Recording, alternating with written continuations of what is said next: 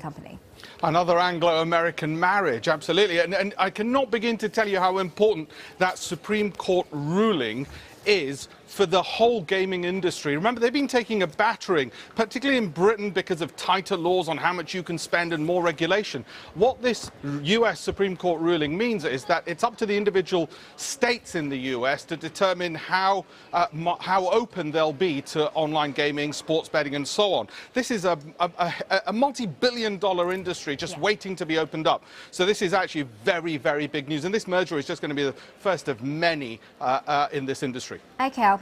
Ben just asked how high can the oil price go? What do you think? Well, I've been saying $100 for ages. Before all your other analysts on this programme, you guys have been breaking the news every time I tell you. It's going to be $100 before the end of December. The Saudis want it. The Russians definitely want it for a very obvious reason. They've got sanctions. So every time they can flog their oil anywhere they can in US dollars and the ruble's collapsing, they're making more dollar earnings. It's great news for them as well. And they're tying up with that evil cartel OPEC to bid up the price even more and make the price at the pump more expensive for the rest of us. OK, Alpesh. And has the bad weather been putting you off going to the pub? You know, it's absolute nonsense. All the pubs around me, and I've gone to quite a few of them, have got nice warm fires, and therefore the pubs trying to blame the Russians again, you know, Russian bad weather.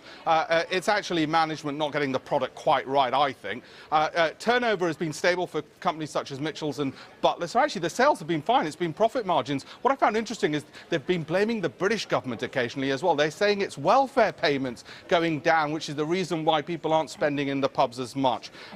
Again, I'm not really convinced by that argument either. It's just management not getting the product right. OK, Alpesh, well, we'll see if you're right. By the end of the summer, we'll have you back on to have a bit of analysis. Thanks very much, Alpesh.